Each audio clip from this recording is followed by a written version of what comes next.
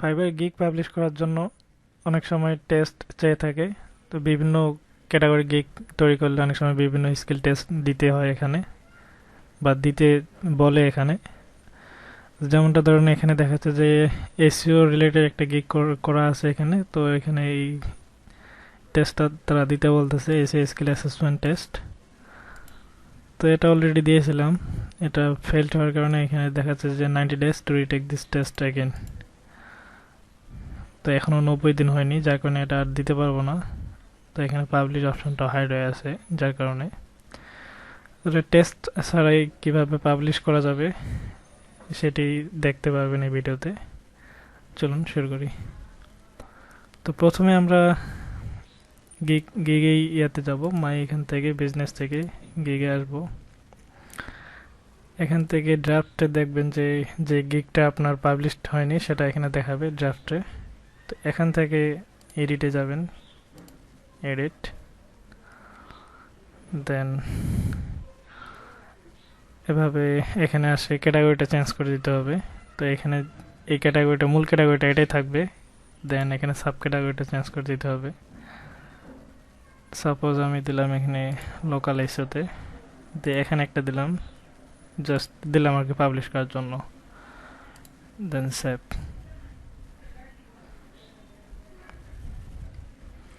এগুলো কিছু চেঞ্জ করা লাগবে না, জাস্ট পাবলিশ করার জন্য গিগটা আপাতত নেক্সট করে যাই। দেন পরে আরেকবার এডিট করে চেঞ্জ করে দেওয়া যাবে, এগুলো সমস্যা নাই। গিগ অসংখ্যবার এডিট করলে কোনো সমস্যা হয় না। অনেকে বলে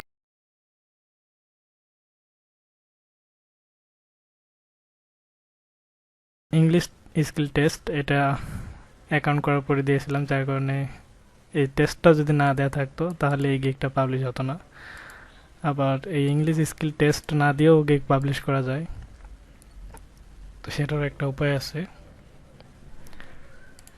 নাও publish gig, your gig is open for business. তো এখন পাবলিশ হয়ে গেল। এখন আবার এই গিগের এডিট অপশন থেকে এডিট করে আবার এখন ক্যাটাগরিটা চেঞ্জ করে দেবো, কারণ এই গিগ অলরেডি পাবলিশড হয়ে গেছে। এখন আমি চাইলেই আবার আমার ক্যাটাগরি চেঞ্জ করতে পারি।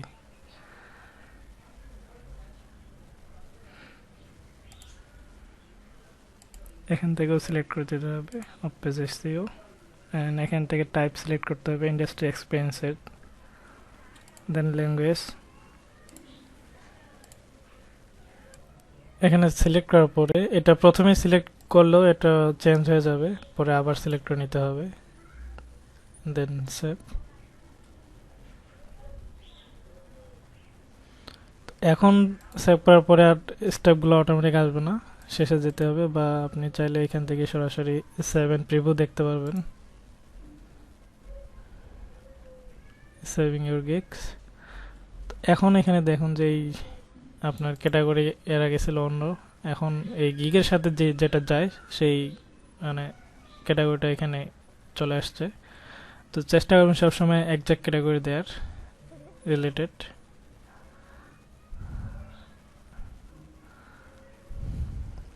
আশা করি ভিডিওটি উপকারে আসবে। Thanks for watching.